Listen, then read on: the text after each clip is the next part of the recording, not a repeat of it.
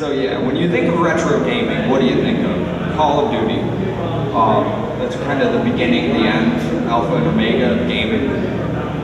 It's the only thing that happened. That matters. But no, let's talk about Actual games. Yeah. So we have the OG Super Mario. Not even, well, Super Mario Brothers. Yeah, this was before his brother really made an appearance. Yeah, who was later, bad things happened. Yeah, we went to the spooky mansion. We all know what happened when Luigi entered the scene, giving you a scare to death. But yeah, obviously this is a franchise that had very humble roots and started as an arcade game. Later, it became a console game, as widely known Super Mario Brothers for the Nintendo Entertainment System and Famicom.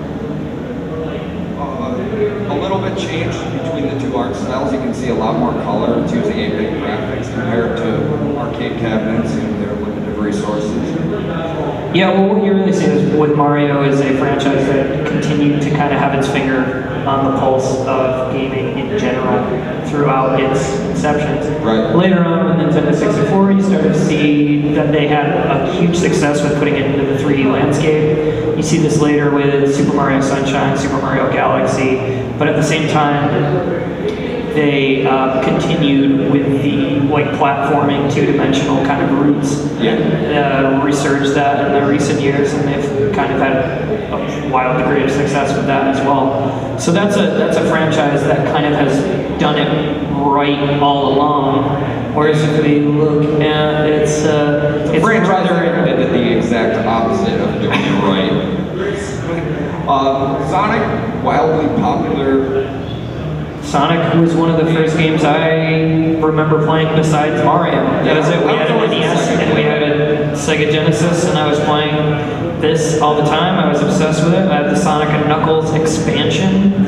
I used Sonic in my, what was it? I think it was Super Sonic the Hedgehog 2. I had a lot of fun with it, but as things sort of went on, we had games on the Sega Dreamcast, so we don't know as to whether or not it's necessarily that Sonic itself sort of. I think it was trying to compete to the same level that Super Mario 64 kind of changed the way that game or that franchise was going in connection. And you see with Sonic Adventure, they try to add all these characters that are all interesting, but it just didn't really pan out. Graphically, it looks really pretty, but the gameplay didn't change enough, I think, or maybe it changed slightly too much. Didn't really work for that franchise. It's hard for me to say. So with Sonic Adventure and with Sonic Adventure 2, I remember enjoying those games. I had a lot of fun, and I remember they ported Sonic Adventure 2 and kind of changed it up a bit, and they put it on the GameCube. And I thought they were fun games. I had fun with it, especially Sonic Adventure 2, how you had the 3 different types of characters, and you had the 3 different levels that you could play through. I think the reason it sort of went off the rails was just Dreamcast itself.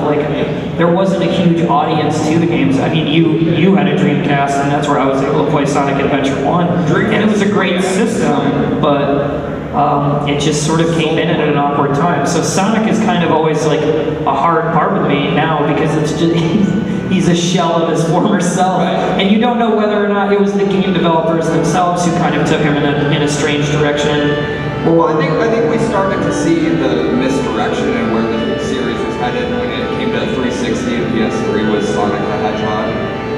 The game kind of lost sight of what people enjoyed. The game wasn't ever really good at platforming. It had a lot of attitude and character, but the platforming aspects were never as tight as Mario or tight as many of the other games in the NES and Genesis days.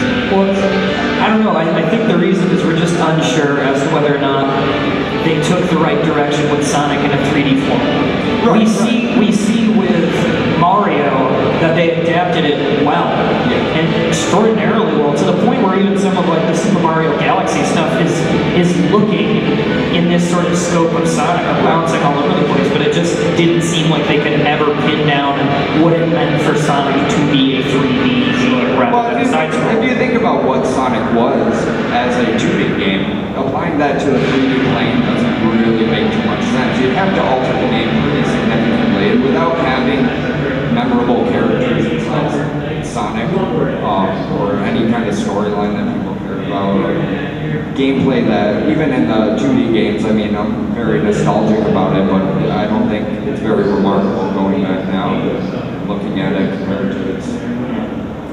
Rest in peace, Sonic. All right. Maybe we're waiting for a second coming. Team Sonic, they'll come through. Yeah. Sonic Colors anyway. But then, yeah, you look at modern games like Super Mario Brothers. Yeah. After they transitioned to 3D pretty well, I mean, they still do apply the franchise to a ton of different properties and genres, but they still go back to their roots, and they're able to do that quite successfully.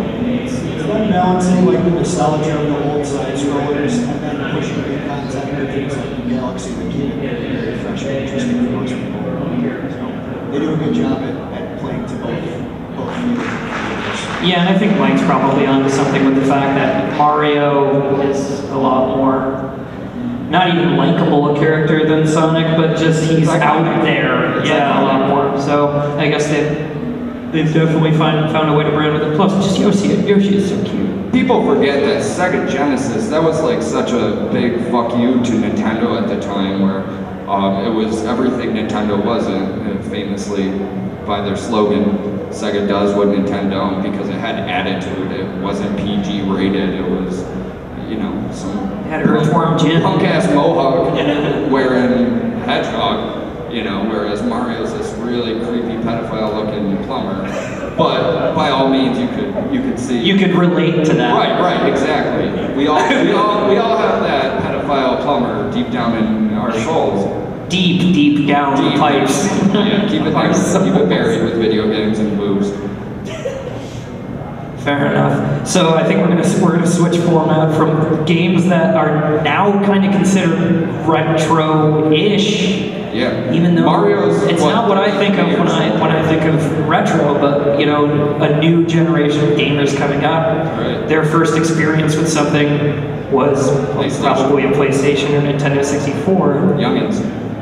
Youngins. So I'd like to look at a franchise that's super near and dear to my heart. I've been playing it since the beginning and have refused to let it go, no matter how much it continually disappoints me. This scared us once. Yeah, this was terrifying. Really scary. And now, I don't know, it's like the girlfriend you keep going back to. Right. You know, it was great in the beginning and you want to believe that there's still something there, but it's just been so beaten to death. Right. Well, Resident Evil started, I mean, going back on it now, it's kind of like hard to see why we fell in love with it at the time, but there was just so little competition for its genre. It did so many things that no other game had done before, so it was creepy. I think also the fact that, you know, you can only kind of have the experience once. When you first go in there, you don't know it's the T virus, you don't know that it was some medical facility, and that's a great storyline to have unfold in front of you. And, you know, they held on to it with the scare factor in a couple games, and then doing the remake for GameCube especially, I thought was fantastic. That's probably my favorite in the franchise. Sure. But eventually it just got to the point, it's like how many letters in the alphabet are there, and that's how many viruses that we can make. And story-wise, they kind of midi-chlorianed it, where too much information was presented to us, so it's not scary anymore, and eventually evolved into a great game, but an action game nonetheless. It was Resident Evil 4, probably widely considered to be the best in the series. The game's great, but it really it retained a lot of its roots as a horror game, but you could see the direction they were clearly headed. I think at first it started as an experiment. Now, you know, because like I just said, like that sort of stuff is getting old. How many different viruses can you have? How many different mutated monsters can you have? And in this game, they found a way to do that, but you're not fighting zombies in this game. It's a totally different sort of biological thing. So you have that same scare in the original, that same sort of mystery, that same sort of, well, what the hell is going on? Like these seem like people, they're speaking, they're running at you, they're coming at you with different sort of weaponry, they're chucking things at you, and there's a ton of them. But then, it sort of took a good idea and then bashed it in the face. Instead of like reimagining that and dialing down and going back to a minimalist tone, the game took on something sort of otherworldly, which the game mechanic in it is still fun. The game loop is still fun, but as far as the narrative structure or the fact that I just want a game to make me terrified at some point, I don't see that in Resident Evil anymore, and I think a lot of people probably agree. Well, they went so far into doing like this action gameplay as opposed to just like a survival horror thing. And obviously with 4 it really worked because it was still pretty minimal. Like, you're still walking around by yourself, you're not just completely surrounded by enemies the entire time. And that storyline flourishes more as a result, and it's scarier as a result. Whereas 5 and 6, it's just like you're constantly surrounded by just like hordes of things. And it's almost more like, you know, the Street Fighter beat the car up to get points instead of... Yeah, you have a combo meter, They almost make it more like a crazy fighting game as opposed to being a survival horror, which is what it was supposed to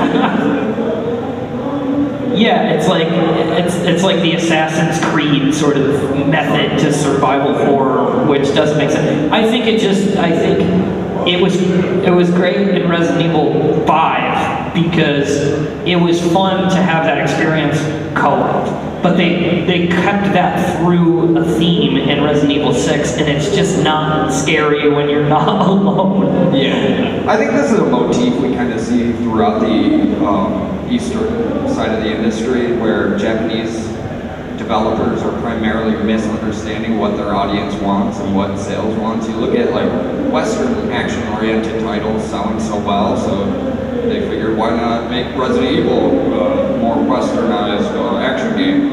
But that's never really, I mean, you alienate your core audience, and if a game isn't already super mainstreamly successful, your alienation of that audience, that core audience group, is going to devastate your franchise, and that's what we saw with 6, where they tried to have half the game action and half the game horror.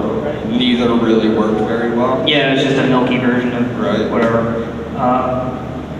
But yeah, that's one big disappointment. Now it comes to Mike's section of the presentation. Yeah. All right. So and I'll just put down my microphone. Next. Metal Gear, arguably the most important game in Trevor's life. One of my favorite franchises, it's pretty obvious. Started back in 1988. Wait, back. A lot of people don't even realize that, that Metal Gear Solid actually started as Metal Gear. Yeah. Right. Yep. And it was a terrifically hard game. Yes. It is exceptionally difficult to go back and beat the first level or the first screen in that game. But even you can see in this, and if you skip to the next slide, a lot of it was retained even in the reinstatement in Metal Gear Solid 1 for the PlayStation. In many ways, Metal Gear Solid 1 was kind of a remake of Metal Gear 2 Solid Snake from the NES or MSX 2. That game had many of the elements that were incorporated. This just took a 3D camera and put it in the world. Obviously, a lot more cinematic and orchestrated. Yes, if only Real World had exclamation points. To let us know when significant others were upset with us. Oh, yeah. Or when the pizza guy is almost here. Right. Yeah, I think that little caution mark. I wish Kojima directed my life like he directed yours. He does. You probably hallucinate to see exclamation points for everything now. Yeah. You got to that point. When I count sheep, they are all folded up in the sky. But yeah, Metal Gear is a franchise that has been one of the best examples of evolving throughout the years. And back when it first came out, this was kind of an extraordinary game. It wasn't an action-focused game where you're going guns blazing. You actually have to avoid combat to make it through. Trevor, stop fucking with Mike. I'm sorry. I have to hold it like Bob Barker in order to get it to not make terrible noises. MGS2 obviously continued the theme going on with that. I remember playing You that. see the up-res. Oh, look at that hair. Look at that strand of hair just flowing in the wind. Then we got to the most ridiculous installment in the franchise. one that made no sense whatsoever. So I don't know. I think that's definitely an outlier in the franchise. It was not difficult like all the other games. It was very narrative based, which, when you think about it in terms of the times, was the way games were kind of headed at the time. We were at a time where there were very narrative heavy games, ton of cutscenes. Everyone was just trying to impress everyone with how well they could make something look pretty. You know, the time, this was about midway through PlayStation 3, right? It was.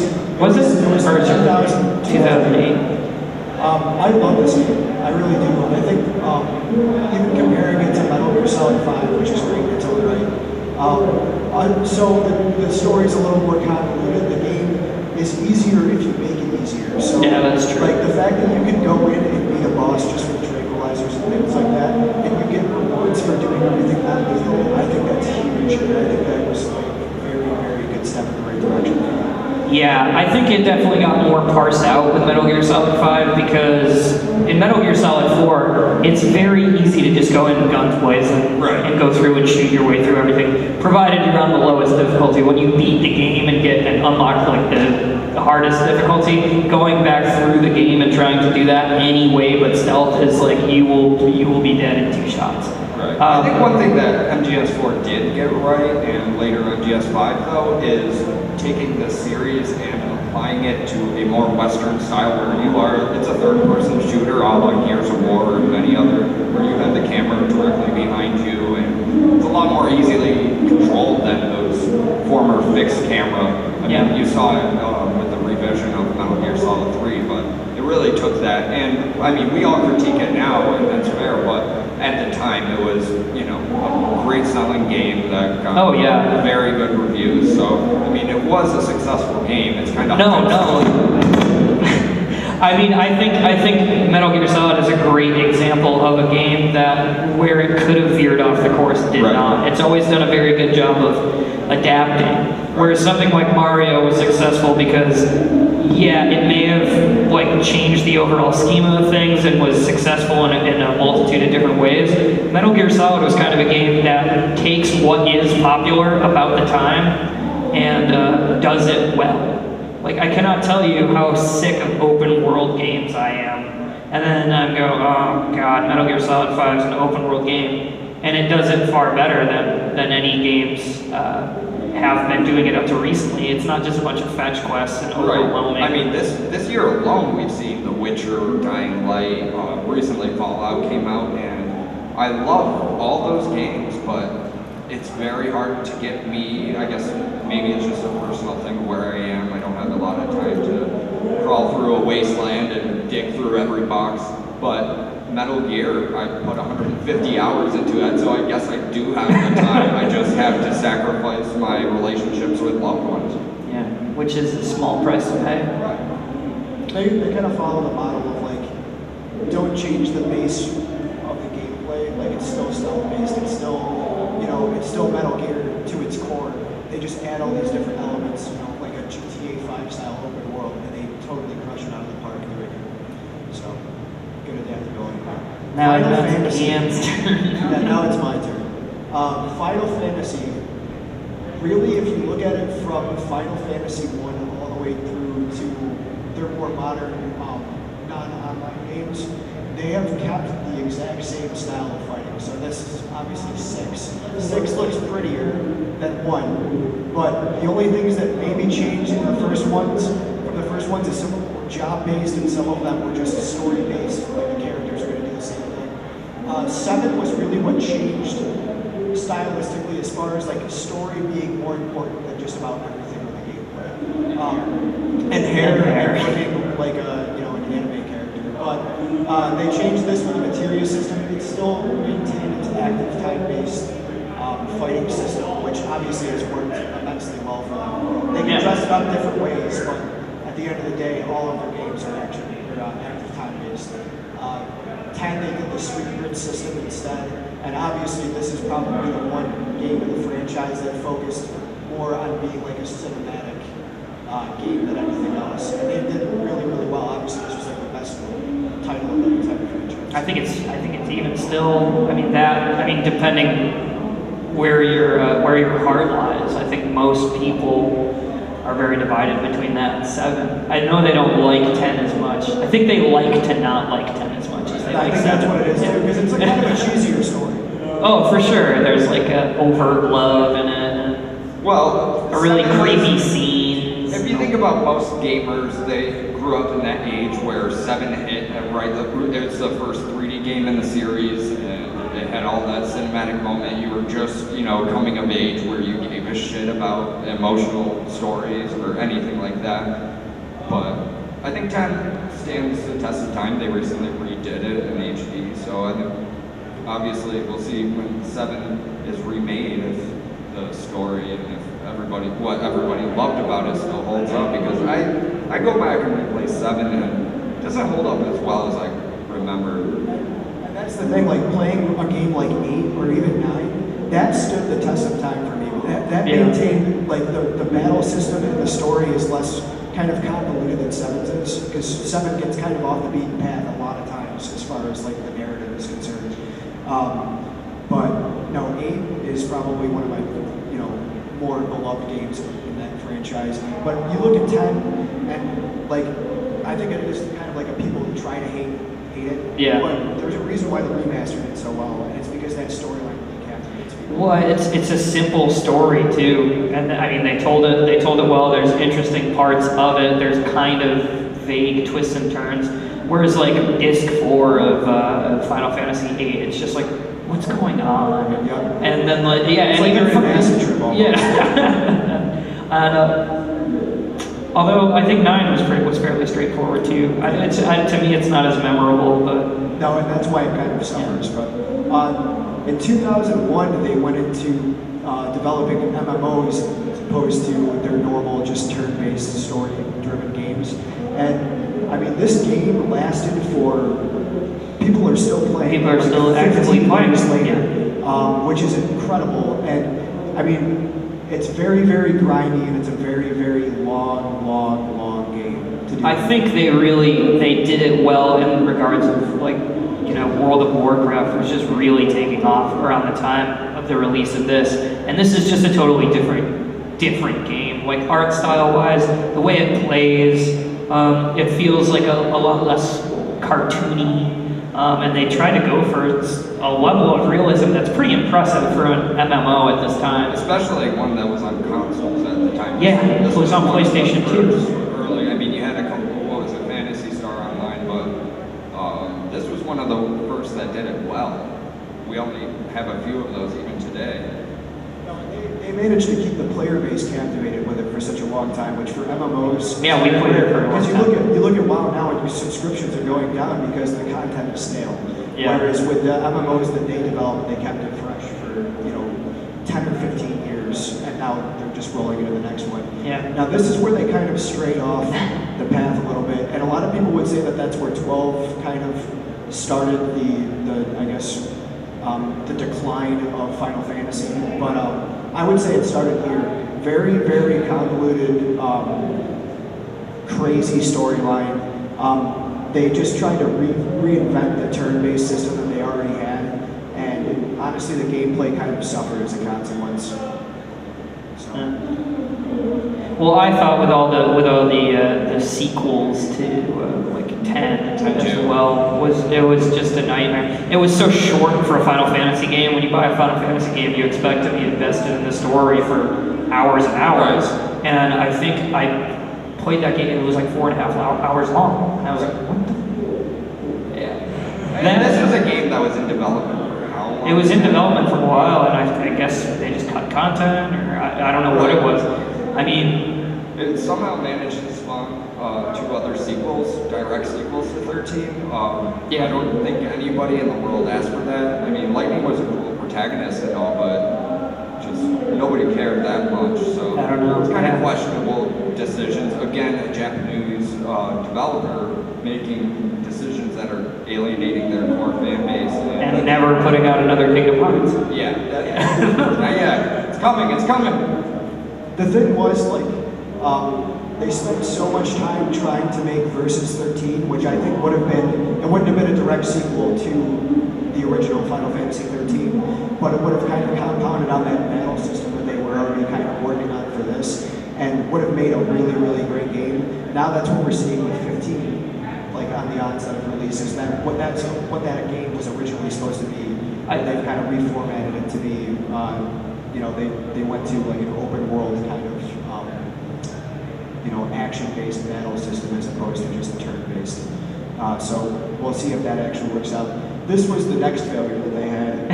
So they came out with the original non-around the board Final Fantasy 14 MMO. It's going crazy. There we go. And it tried to be a lot like 11 in the sense that it was very, very grindy. Like to get relic weapons took, if you were going to do it one shot straight through, it'd probably take like 84 hours just to be able to get your relic weapon straight through the blade. It was more turn-based, so like even though you're fighting in a party of 8, it's kind of like you're all just waiting to do things. And while trying to maintain this, they tried to liven the gameplay up a little bit, but just failed at it because of how slow the engine moved. So like there were a lot of people that really did love 1.0 of Final Fantasy 14. I definitely was not one of them. I stopped playing it very, very soon after release, and I know a lot of people did. However, they re-released it with a new producer. A Realm Reborn is probably the most critically lauded MMO right now. People absolutely love this game. I'm a person that obviously used to play like who knows how many hours of it in a week. But they're keeping it fresh by adding just a ton of new content with each patch, which is huge for raiders. There's like mid-tier and high-tier raids, so those mid-core gamers and those like light gamers can still feel fulfilled in doing like trials and stuff and be engaged and not have to worry about like doing the hard content like the hardcore raiders want. Yeah, I think where Final Fantasy kind of succeeds is its accessibility, whether it's with the story or whether it's with the gameplay. It's just how simple it is to sit down and play. Especially for a JRPG, which is notoriously you don't have to be. I mean, I was playing Final Fantasy VIII when I was 8. You don't have to be a genius to figure out how the game works. It's pretty straightforward. So I think that's a series that kind of needs to go back to its roots. Luckily, narrative-wise, that's what it needs. Square, after the release of 14 failed with the Realm Reborn, they formed this weird group. It's a Final Fantasy quality group where some of the main people behind the series are going forward and looking at the series that they'll be future producing and making sure that it's something that the audience would want. So we will see with 15 how that turns out. Alright, and this is 15 of course.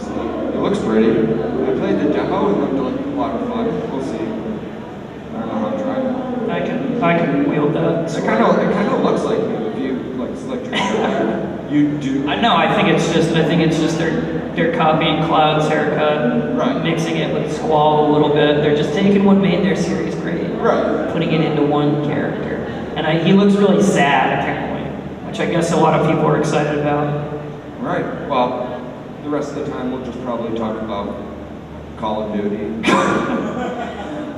Right. No, overall that's been our presentation. It seems that there are some games that have been able to adapt, others that haven't adapted as well. And typically, I think what a retro game adapting to the new technology has to consider is you have to go through an identity crisis. You have to say, Exactly. what is it about this game that makes it special? What can we preserve? What's reasonable to preserve? And what do we have to throw away? And what new things do we have to implement? Absolutely. I think also as gamers, we also need to channel what we want the series to be, and now more than ever, we have an open line to developers and producers that we can tell people what we want out of the future, and we can vote with our wallet, of course, but I think that developers are listening now more than ever. It's easier to. The live letters and things like that is that open forum where you can discuss like there's a certain extent like every developer knows that they're going to have to hearken to nostalgia at a certain point to keep a franchise relevant. But it's about balancing that and still being on the cutting edge with like whatever engines going to be the best for your game platform, or how you can change the gameplay to reinvent it and make it fresh and things like that. So I think they're getting better with it. Like you see Metal Gear Solid's kind of stood the test of time. You see that Final Fantasy is kind of using that nostalgia and figuring out little tweaks they can of their gameplay to make it more interesting in the storylines. So it's getting better. Overall, I think it's kind of remarkable that a game 30 plus years old, like Mario, can survive that long. I mean, people scoffed at the idea of video games becoming a serious, profitable industry, and they've clearly stood the test of time so far. Some. All right. So now Trevor's going to sing creative. No, I think that's it. I think that's our conclusion. That sounded like a pretty good wrap up. I don't know. You want to go make out? Not with you.